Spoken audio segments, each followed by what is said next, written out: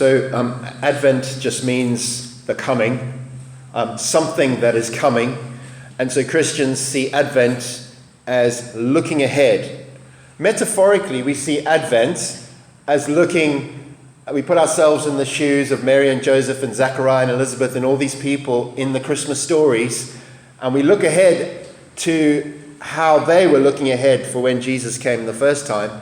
But then also, because of what God has done in the past, we look ahead to his second coming. And that's the meaning of Advent. And the church, interestingly enough, didn't actually celebrate Christmas in the way we do today, certainly in the first 3 centuries, because this time of year was a time where people were celebrating the winter solstice and it was dark. And they were more focused on looking ahead to Christ's second coming, actually, than the birth of Jesus. But gradually, over time, they realized the importance of these stories that Luke wrote for us and Matthew wrote for us. This is the Christmas story. Today, I wanted to ask you where Christmas begins. Where does Christmas begin? Christmas for Luke doesn't begin in the manger with Mary and Joseph and the baby. Christmas for Luke begins with a tired old priest standing in the temple praying a prayer and wondering, does God really answer prayer? Zechariah is a priest. He's married to Elizabeth. Elizabeth in Hebrew means, my God is faithful. And she would have probably told herself that her whole life. For as long as they can remember, they've wanted a child of their own, but they haven't been able to conceive a child of their own. And in any culture in the world, that is desperately hard. But when you're a priest in first century Judea, that is literally like a curse. See, everyone looks at the priest and goes, the priest is meant to be blessed by God. You see? And blessing by God means a big family with lots of children. And there's a priest in our community who's not having children. That probably means that there's some unforgiven, hidden away sin that we don't know about. And that's why God is putting them under a curse. That's how people thought in the first century. They are a disgrace, as Elizabeth says later, to the community. Despite having the name, my God is faithful, they are a disgrace. And so Luke takes great pains when he opens the Christmas story to say, Zechariah and Elizabeth were righteous in the sight of God, observing all the Lord's commands and decrees blamelessly. He's setting the community aright. He's saying, no, stop thinking like this. Bad things and sad things happen to really good people all the time. That's just the nature of our world. And Zechariah is interestingly chosen by Lot to burn incense in the temple. And this, interestingly, is a once-in-a-lifetime opportunity. There are about 500 priests on duty at the Temple Mount at one particular time. And then they cast lots, and you get chosen to go and burn incense in the temple. It's a massive honor. If you're a Jew, standing beside the altar of incense is the closest you could possibly get to the power and presence of God. If there's one place in the whole world where you could have your prayers heard and answered, this is the place. And Zechariah gets chosen, finally. His whole life he's been serving at the temple. He's never been chosen. The problem is, and the irony, the cruel irony of the whole thing, for Zechariah and Elizabeth, it's all too late. Great, I can go into the temple. I can pray these prayers. The smoke of the incense rising is symbolic of the prayers going up to the Lord. I can pray these prayers, but we're too old. Our bodies just don't work that way. God is cruel, surely. I'm tired. I'm old. Really, Lord? Really? My God is faithful. My God is faithful. Really? And he's standing there praying, and then, boom! an angel of the Lord appeared to him, standing on the right side of the altar of incense. And when Zacharias saw him, he was startled and he was gripped with fear. Why is Zacharias so afraid? He's a religious man. He's praying for God's divine intervention. Surely it's like, when you see a genie and you rub the lamp and the genie comes out. Sure, you expect the genie to come out if you're rubbing the lamp.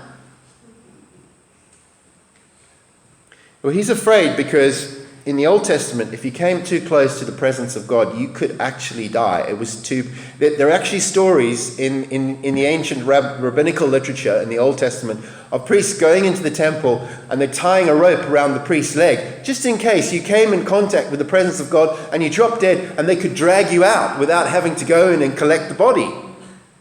That's a very scary thing, you see. The moment Zechariah sees Gabriel, it's like a split-second process. He's going, I'm going to die, I'm going to die, I'm going to die. And then in that same moment, he's going, I'm still alive, I'm still alive, I'm actually still alive. It's like being hit with a taser gun. Okay? Just put yourself in his shoes. And the realm of heaven has just come crashing down into the ordinary realm of earth. And the angel says to him, do not be afraid. Do not be afraid. How can you not be afraid when you've just been hit by a taser gun? You see? He says, do not be afraid, Zechariah. Your prayer has been heard. Your wife Elizabeth will bear you a son, and you are to call him John. Very interesting phrase there, okay? Such an interesting sentence. Remember what is Elizabeth? Elizabeth. What does it mean? My God is faithful. Okay, so what does John mean? John is the shortened word of Jehovah, and it comes from the Hebrew word Yohanahan. So the anglicized word is John. Yohanahan is my God is gracious. And this is what Zechariah would have heard, because the angel Gabriel would have spoken in Hebrew. Well, he would have heard it in Hebrew, at least. The angel Gabriel, I'm sure, can speak many languages. And he would have heard, do not be afraid, Zechariah, your prayer has been heard. Your wife, God is faithful, will bear you a son, and you are to call him God is gracious. Just rub it in, And then the angel carries on. Gabriel likes to preach a sermon. So Gabriel just preaches a sermon and tells him everything about what his son John the Baptist is going to do in his life. He's going to be a joy and delight. He's going to go to college. When he's 17, he's going to crash the family car, but don't worry. You see? It's like, too much information. Information overload. You see, it's all too much. And Zechariah is still recovering from his taser gun experience like you and I would completely. And so naturally he asks, how can I be sure of this? I am an old man, and my wife is well beyond years. How do you get past God? How do you get past the first hurdle, our physical bodies? How do you do that? I'd really like to know. How do you get past aging? And what follows sounds really strange and counterproductive. Gabriel seems to have a hissy fit in the temple. Okay. He says, because you didn't believe, you're going to be silent until the child is born. And it's very interesting because Gabriel meets Mary later on in Luke chapter 1. And Mary asks a similar reasonable question. She says, how could I be pregnant since I haven't been with a man? It's a scientific, biological question. Gabriel doesn't have a hissy fit there. He's very kind to her. He says, no. But here in the temple, he really has a go at Zechariah. And it feels like we're throwing away a golden opportunity here. You see, later on, the angel Gabriel will turn up in a whole lot of different places. He turns up with Mary, as I said. He turns up with Joseph in a dream. He turns up to the scruffy shepherds on the hillside. He gives a message to the wise men in a dream. And they're all people who at that time would have been considered very unreliable witnesses to this Christmas miracle that's about to happen. But here you have a priest. And you have a priest in the temple, in one of the most holy places, in the most appropriate place, at the most appropriate time, praying an appropriate prayer. And what do priests do? There's people gathered outside the temple, waiting for a message, waiting for a sermon for a priest. Who is better placed to preach the greatest sermon the world has ever known? And yet the priest is struck dumb. Boom. And you think, you've missed an opportunity here, Gabriel. Maybe you need to just take a chill pill and contain your anger a little bit here. We're just mere mortals trying to come to grips with this story. But let's look at it another way. If you are Zechariah and you had just been taser-gunned by the angel Gabriel with the greatest news the world has ever known, you're probably going to be in shock and speechless anyway. And if you could speak to the people around you, wouldn't they just assume that you'd completely lost your mind? There's actually, in reality, no sermon in the whole world that could do justice to a moment like this.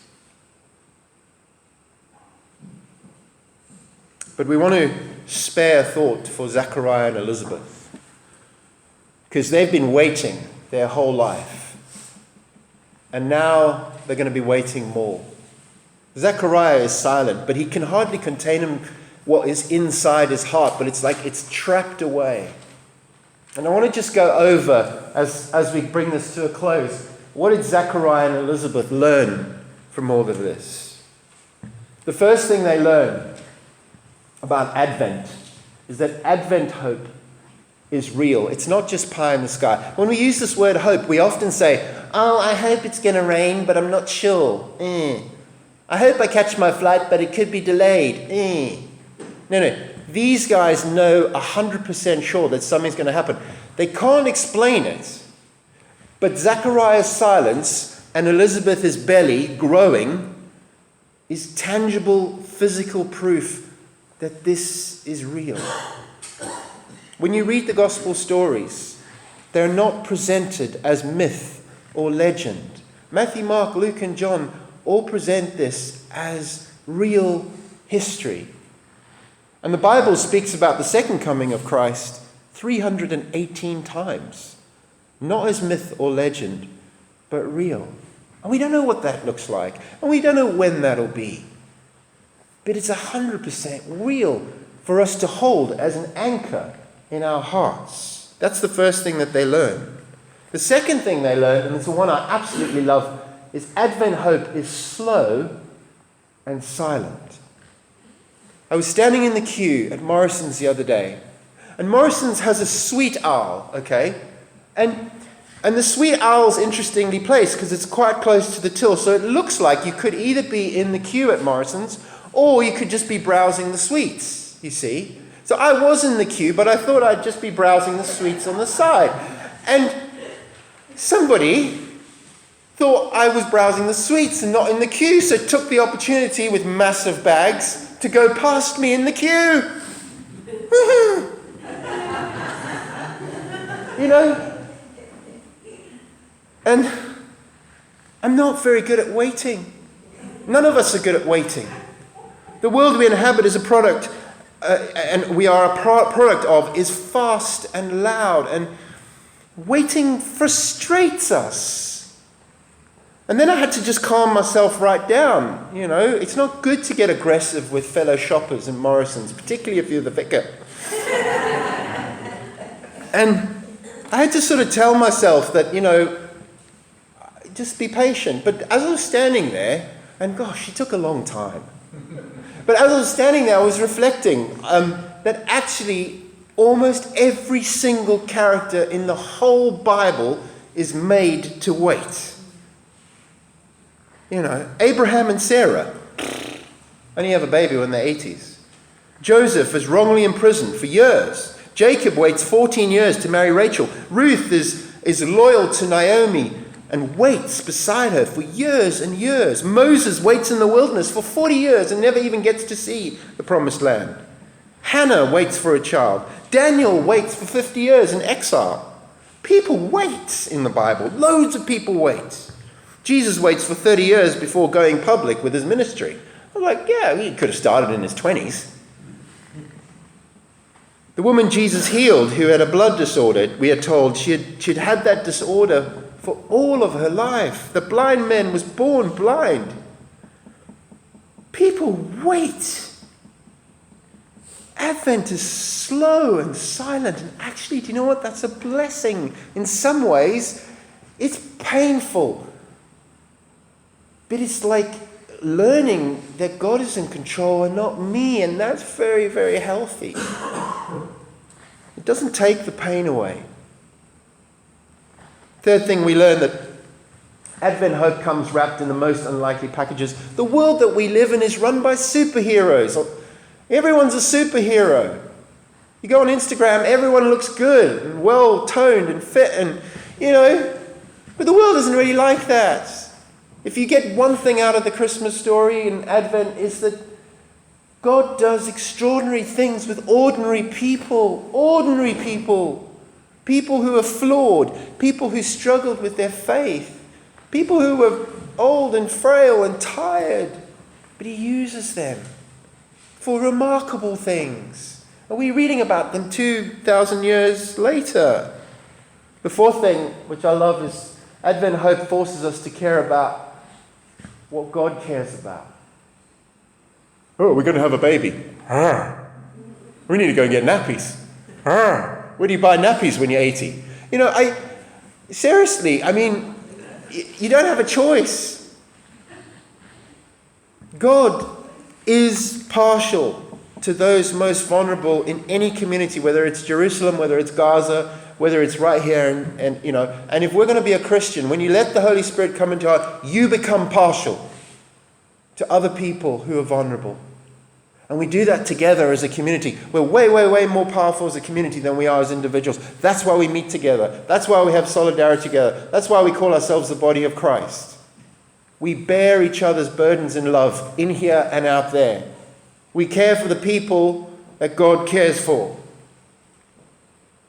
There's no getting around that. Because when you're feeling down and when you're struggling, there'll be someone else who will provide a shoulder for you to cry on. And that's what being a part of a church is all about. As I close, I want to tell you about Dietrich Bonhoeffer, who was a German theologian. He was actually executed in prison. And he wrote some beautiful Advent sermons. He wrote a book called God in the Manger. And in 1943, from a prison cell, he wrote these lovely words. He said, a prison cell like this is a good analogy for Advent. He said, one waits, one hopes, does this or that, ultimately negligible things. The door is locked and can only be opened from the outside. We may not be in prison cells, but we all feel trapped in some way in our life, whether it's our job, our career, our relationships, whatever that may be. And he carries on, he says, not all can wait, certainly not those who are satisfied, contented, and feel that they live in the best of all possible worlds. Those who learn to wait are uneasy about their way of life, but yet have seen a vision of greatness in the world of the future and are patiently expecting its fulfillment. The celebration of Advent is possible only to those who are troubled in soul, who know themselves to be poor and imperfect, and who look forward to something greater to come. That's Advent. That's learning to wait well. The biggest thing we learn is that God, and I think Zechariah and Elizabeth and Luke knew this really well, God is infinitely bigger and more powerful than our brains will comprehend. And God is infinitely more tender and personal than our hearts will allow. I want to stand now, and we're going to sing a newish song. It's called your grace. Please stand.